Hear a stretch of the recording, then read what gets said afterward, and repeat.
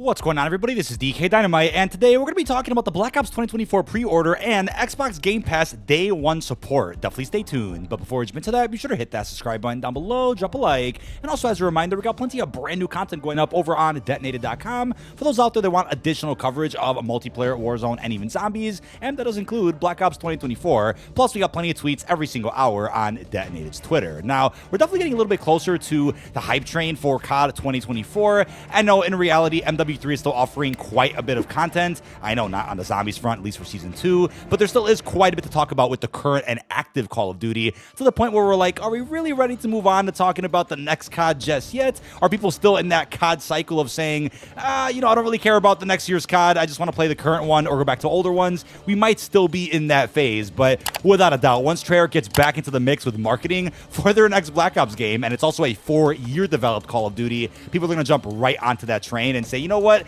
Let's discard MW3 and move right on to the future of Black Ops. Now, the first bit of good news we have is that according to Phil Spencer, COD 2024 is slated for an October release. Now, in recent memory, not many CODs have come out in October. I know we saw an October release date for Modern Warfare 2019. We also saw one for Black Ops 4. But apart from that, Call of Duties typically drop in early to mid-November. That's the average release window for Call of Duty. But you got to think about how this new Black Ops game reportedly has had 4 years of development already put into it. And with that in mind, I guess you could say it makes sense that they're going to end up dropping the game in October rather than save it for November, especially if Modern Warfare 3's player count or any statistics behind the scenes seem to be declining, or if they end up declining by the time summer rolls around. They might say, you know what, right before we market that game, let's really decide on a release date here. But also as an FYI, as of right now, the next Call of Duty from Treyarch is reportedly a Black Ops game that's set after Cold War, which will focus supposedly on the 90s, early 2000s, with the Gulf War and even the Iraq War. So lots they can actually pull from in real life and then merge that with some type of Perseus, CIA conspiracy type of plot that I think could be really successful for the Call of Duty series. Now, I wanted to introduce you guys to Outplayed, a free app that lets you easily capture your recent matches across countless different games without having to worry about using any other programs. You can even edit your gameplay directly from the Outplayed app and share your footage with friends. Outplayed takes seconds to set up and has made it easier for me to capture some of my recent Season 2 highlights for Call of Duty. Downloading the app really supports the channel, and I can't wait to use it even more going forward. But thank you to Outplayed for sponsoring tonight's video. Well, definitely refer to timestamps down below if you want to skip around to different topics. Before we get into even more juicy stuff, I do want to mention, in regards to the marketing schedule for the next Black Ops game, I do want to mention that we could be seeing a reveal or even an announcement of some sort as early as May. I mean, possibly even sooner. Don't forget, with Black Ops 4's early release in October, which, by the way, that should never have happened. I know they released the game early because of, I guess, some feared competition with Red Dead Redemption 2. They were like, we got to get this game out as soon as possible. So they actually announced the game, I think, in March, then did a global reveal event in May, if I'm not mistaken. This time around for this Black Ops game, which may have 4 years development under its belt, wouldn't be shocked if we got a reveal in, let's say, May, June. I mean, possibly sooner than that. And there's a way they can actually do that creatively. So instead of doing something where you have this big live event inside of Warzone to show us a trailer of the new Call of Duty, what they could do is a live reveal event in Rebirth Island this time around, which may not be for a trailer of the next Black Ops game. Maybe instead it's for an announcement of some sort that Verdansk is going to end up being the launch integration Warzone experience in December when Season 1 rolls around for the new Black Ops game. That's totally something they could end up doing. But then again, maybe it is just a live reveal event in Rebirth or whatever Warzone map to show us the logo and the theme and a cinematic trailer of Treyarch's new premium title. That could be what's going on, but it can't be a coincidence that with the game releasing in October, which would inevitably mean some earlier marketing in like May, June, and with the rumor that Rebirth apparently is coming back in Season 3 of MW3's Warzone life cycle, which is this April, or could even be,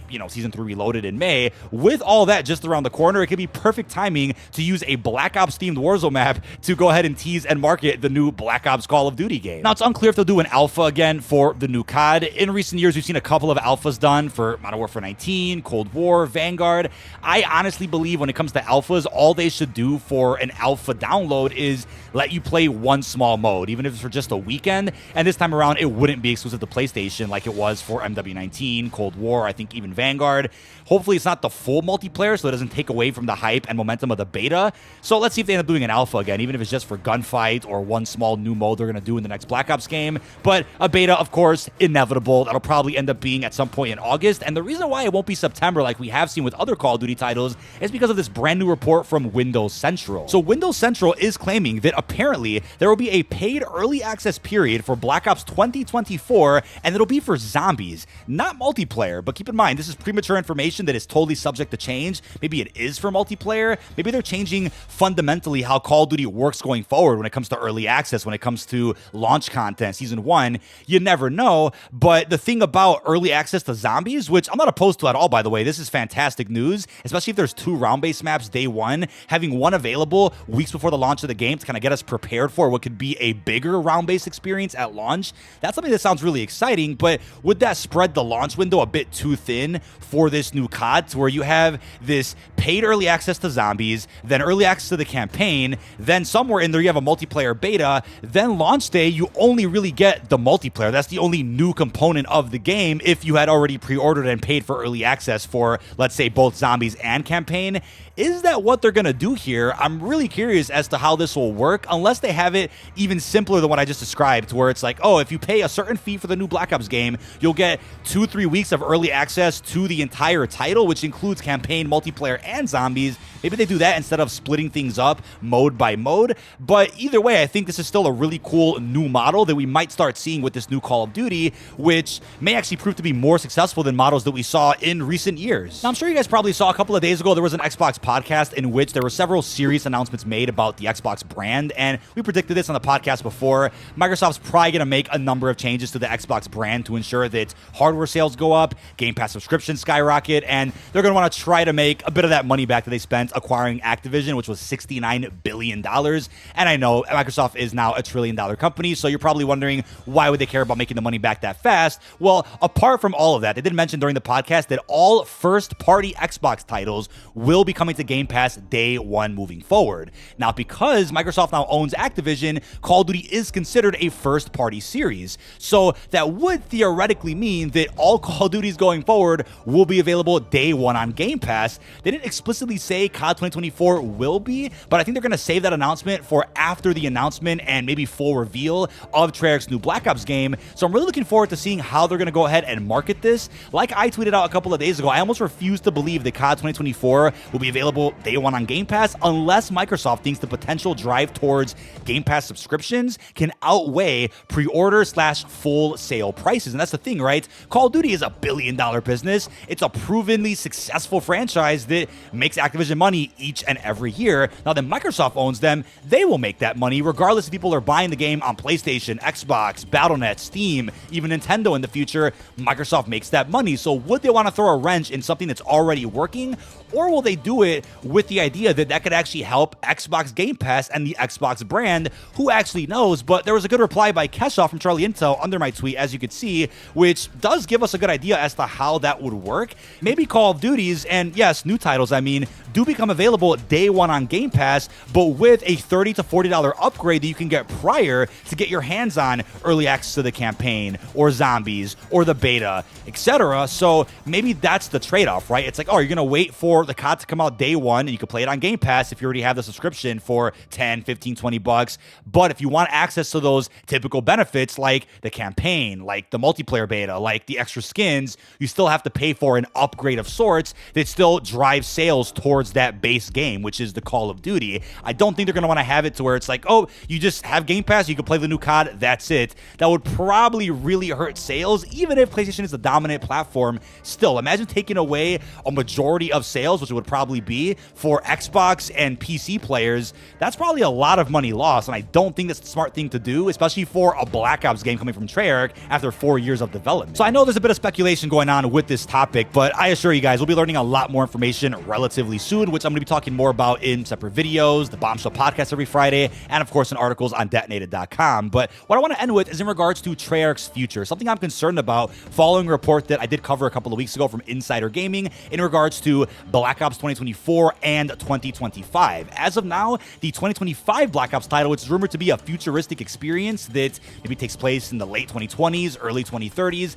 That game is apparently a direct Black Ops 2 sequel, which I'm really excited about, believe me. But apparently that game doesn't have a main developer, doesn't have a lead developer, and that was at one point High Moon Studios, but following all the recent layoffs from Microsoft, High Moon apparently can't do it. Sledgehammer got pitched that project. They actually declined to do it because of how crazy their schedule's been over the last few years. They had a goddamn crisis with COD 2020. They couldn't finish that game. Treyarch took over and made it Cold War. They had to rush and make Vanguard, a game they probably didn't want to make. Then had to make a carry forward year 2 type of game, which is Modern Warfare 3. They don't want to do that again with Black Ops 2025. Instead, they have a greenlit title for 2027 that will be a Call of Duty game. So with that, who will make Black Ops 2025? I mean, I would trust Raven or Beanox, High Moon.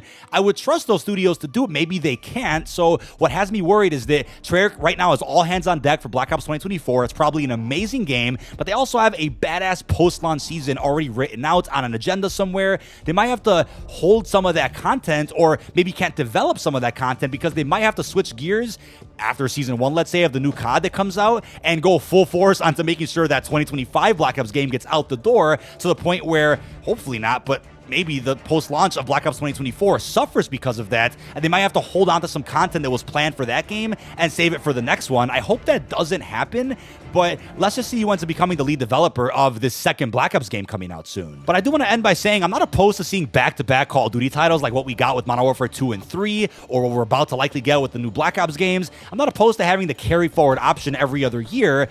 I'm just really concerned about content being withheld from one game so that they can help market the next game by reintroducing the content that should have been there to begin with. That's not what I want to see, and I hope that that's not what Treyarch is forced to do at all. But maybe, and just maybe, Microsoft now overseeing everything could help ensure that whatever plan there is for Call of Duty, especially with back-to-back titles, hopefully that plan goes even smoother when it comes to the upcoming Black Ops experiences. But that is about it. This has been dkdynamite. Leave our thoughts down below in the comment section. What are your thoughts on everything we discussed today about the pre-order window, early access to zombies, and potential Xbox Game Pass support day 1 for Treyarch's new premium title? Really hope you've enjoyed, and peace out, everybody.